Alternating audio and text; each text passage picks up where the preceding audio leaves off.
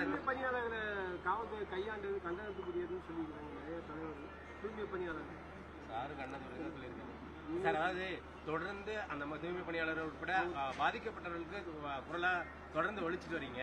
ஆனா தமிழக அரசு நீங்க எவ்வளவோ சொன்னாலுமே கூட அதாவது இந்த கோழிக்கு இறக பிடுங்கிட்டு தீனி போடுற மாதிரி இந்த உணவோ காப்பீடோ இது அவருடைய கோரிக்கைக்கோ இல்ல அவங்க கேட்க இதுக்கோ ஈடாகுமா?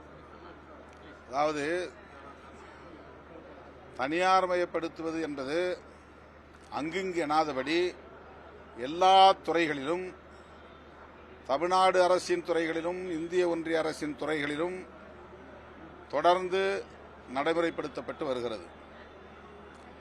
ஒட்டுமொத்தமாக தனியார் மயப்படுத்துதலை நாம் எதிர்க்க வேண்டும், அதை முறியடிக்க வேண்டும். ஆனால் ரயில்வே துறை, விமானத்துறை, வங்கிகள் இதுபோன்ற பல பொதுத்துறைகள் தனியார் மயப்படுத்தப்பட்டு வருகிறது. அந்த பங்குகளை இந்திய ஒன்றிய அரசு விற்பனை செய்து வருகிறது. இது குறித்து நம்முடைய நிலைப்பாடு என்ன என்கிற கேள்வி எழுகிறது. அந்த அடிப்படையில் தான் மாநில அரசுகளும் ஒவ்வொரு துறையாக அவுட் சோர்சிங் என்கிற பெயரால் தனியார் வசம் ஒப்படைத்து வருகிறார்கள். அதிமுக ஆட்சியின் போதும் இதே சென்னை மாநகராட்சியில் மொத்தமுள்ள 15 மண்டலங்களில் 11 மண்டலங்கள் தனியார் வசம் ஒப்படைக்கப்பட்டிருப்பதாக அறிய வருகிறோம். எஞ்சியுள்ள 4 மண்டலங்களில் 2 மண்டலங்களில் இந்த முயற்சியை இன்றைக்கு இந்த அரசு மேற்கொண்டிருப்பது தெரிய வந்தது. உடனடியாக விடுதலை சிறுத்தைகள் கட்சியின் சார்பில் போராடும் தூய்மை பணியாளர்களை சந்தித்து அவர்களின் கோரிக்கைகளை கேட்டறிந்து அடுத்த நாளே முதலமைச்சரை சந்தித்து அந்த நகர்ப்புற துறைக்கான அமைச்சர் மாண்புமிகு KN நேரு அவர்களையும் சந்தித்து அந்த பகுதியை சார்ந்த அமைச்சர் சேகர் பாபு அவர்களையும் சந்தித்து அவர்களை தனியார் வசம் ஒப்படைக்க வேண்டாம், கூடுதலாக ஆட்கள் தேவைப்பட்டால் நீங்கள் தனியார் மூலமாக ஆட்களை தேர்வு செய்யுங்கள். ஏற்கனவே 2 மண்டலங்களிலும் பணியாற்றிக் கொண்டிருக்கிற 1953 பேரையும் அதே நேஷனல் அர்பன் லைவ்லிஹுட் மிஷன் என்கிற நகர்ப்புற வாழ்வாதார துறை இயக்கம் அந்த திட்டத்தின் கீழ் அவர்களை பணி செய்ய அனுமதிக்க வேண்டும் என்று வலியுறுத்தினோம். ஆனால் இது ஒரு கொள்கை முடிவு. இந்த ஒரு பிரச்சனைக்காக 2 மண்டலங்களுக்காக இந்த முடிவை உடனே எடுத்துவிட முடியாது. கடினமாக இதை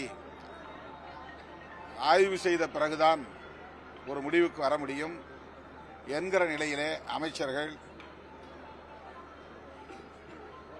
இந்த துறையில் பணியாற்றக்கூடிய தூய்மை பணியாளர்கள் அனைவருக்கும் பணி பாதுகாப்பையும் ஊதிய பாதுகாப்பையும் நாங்கள் உறுதிப்படுத்துகிறோம் என்ற வாக்குறுதியை தந்தார்கள். அப்படி உறுதிப்படுத்தி இருப்பதாக உறுதியளித்தார்கள். அதாவது இப்போது என்ன சம்பளம் NULM அடிப்படையிலே என்ன சம்பளம் வழங்கப்படுகிறதோ அதே சம்பளம் வழங்கப்படும், அதிலே எந்த மாற்றமும் இல்லை. அடுத்து அவர்கள் பணி பாதுகாப்பு, யாரையும் அவர்கள் வெளியேற்ற மாட்டார்கள். எவ்வளவு பேர் வேலை செய்கிறார்களோ அவ்வளவு பேரையும் அந்த துறை எடுத்துக்கொள்ளும். 70 வயது, 72 வயது, 60 வயதுக்கு மேற்பட்டவர்கள் என்று பல பேர் அதிலே பணியாற்றுகிறார்கள். 70 வயது முதிர்ந்தவர்களும் கூட தூய்மை பணியாளர்களாக இருக்கிறார்கள்.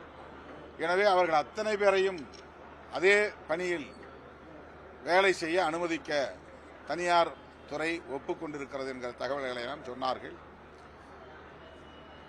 இந்த நிலையிலே பொதுநல வழக்கு ஒன்று தொடுக்கப்பட்டது. அவர்கள் அனுமதி இல்லாமல் ஒரு இடத்திலே போராட்டம் நடத்துகிறார்கள், இது சரியா என்ற கேள்வியை எழுப்பி பொதுநல வழக்கு ஒன்று உயர்நீதிமன்ற விசாரணைக்கு வந்தது. இவர்கள் அனைவரையும் பணி நிரந்தரம் செய்ய வேண்டும் என்று உழைப்போர் உரிமை இயக்கம் அதே உயர்நீதிமன்றத்தில் வழக்கு தொடுத்திருந்தது. இந்த 2 வழக்குகளையும் விசாரித்த தலைமை நீதிபதி அனுமதி இல்லாமல் போராட்டம் நடத்துவது தவறு, உடனடியாக அந்த இடத்திலிருந்து அவர்களை அப்புறப்படுத்த வேண்டும் என்று ஆணையிட்டு விட்டது.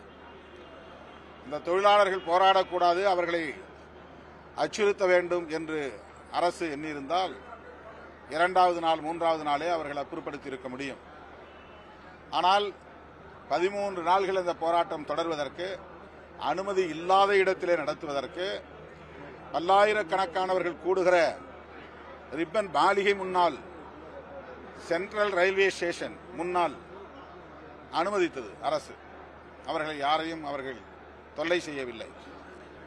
13வது நாள் உயர்நீதிமன்றத்திலே நடந்த வழக்கில், அதுவும் தலைமை நீதிபதி விசாரித்த அந்த வழக்கில், அனுமதி இல்லாமல் அந்த இடத்திலே போராட்டம் நடத்தக்கூடாது, அங்கிருந்து அவர்களை அப்புறப்படுத்த வேண்டும், அனுமதி பெற்று அனுமதிக்கப்பட்ட இடத்தில் நடத்துங்கள் என்று ஆணையிட்டிருக்கிறார்கள்.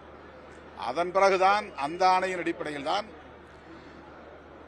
தமிழ்நாடு அரசு அல்லது சென்னை மாநகர காவல்துறை நடவடிக்கை எடுத்திருக்கிறது.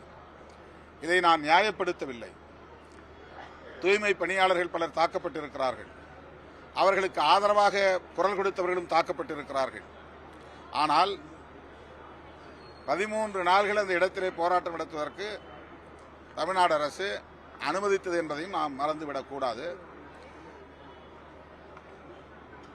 வழக்கம் போல திமுக ஆட்சிக்கு எதிரானவர்கள் அல்லது கூட்டணிக்கு எதிரானவர்கள் அல்லது விடுதலை சிறுத்தைகள் போன்ற வளரும் இயக்கங்களின் மீது காழ்ப்புணர்வு கொண்டவர்கள் இதை ஒரு சாக்காக பயன்படுத்திக் கொண்டு கடும் விமர்சனங்களை வைக்கிறார்கள். இவ்வாறான சூழலில்தான் அமைச்சரவை முதலமைச்சர் தலைமையிலே கூடியது.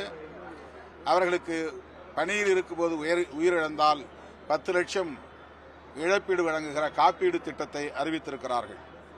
நாள்தோறும் நகர்ப்புறம், மாநகரம் போன்ற இடங்களில் பணியாற்றக்கூடிய தூய்மை பணியாளர்களுக்கு காலை உணவு கட்டணமில்லாமல் வழங்கப்படும் என்றும், பள்ளி மற்றும் கல்லூரிகளில் படிக்கிற தூய்மை பணியாளர்களின் பிள்ளைகளுக்கு உதவித்தொகை வழங்குவது என்றும், சுயதொழில் செய்ய விரும்புவோருக்கு 3.5 லட்சம் மானியம் வழங்கப்படும் என்றும், நகர்ப்புறத்தை சார்ந்த தூய்மை பணியாளர்களுக்கு 3 வருடங்களில் 30,000 குடியிருப்புகள் கட்டித்தரப்படும் என்றும், ஊரகப்புறங்களில் பணியாற்றக்கூடிய தூய்மை பணியாளர்களுக்கு கலைஞர் கனவு இல்ல திட்டத்தில் முன்னுரிமை அளிக்கப்படும் என்றும் இந்த வாக்குறுதிகளை எல்லாம் தமிழ்நாடு முதலமைச்சர் அவர்கள் அறிவித்திருக்கிறார்.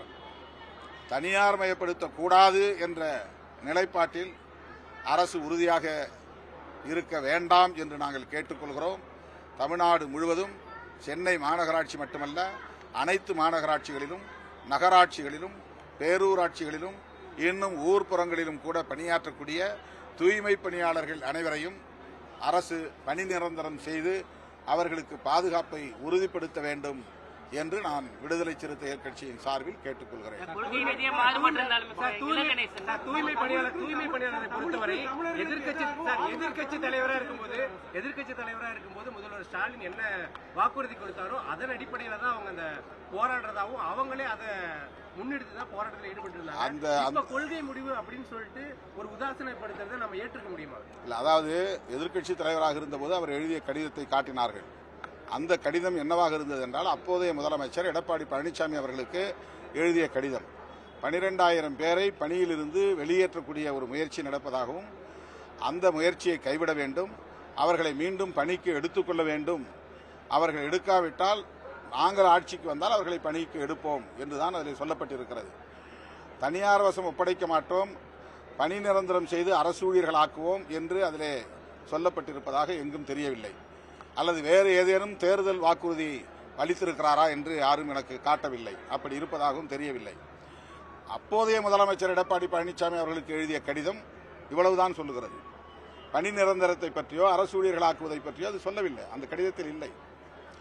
ஆனாலும் நான் சொல்லுகிறேன், தேர்தல் வாக்குறுதி தந்தாலும் தராவிட்டாலும், அந்த கடிதத்தில் அது இருந்தாலும் இல்லாவிட்டாலும், தூய்மை பணியாளர்களின் தன்மையை கருத்தில் கொண்டு அவர்களை அரசு ஊழியர்களாக அங்கீகரிப்பதில் அரசுக்கு பெரிய நட்டம் ஒன்றும் ஏற்பட போவதில்லை.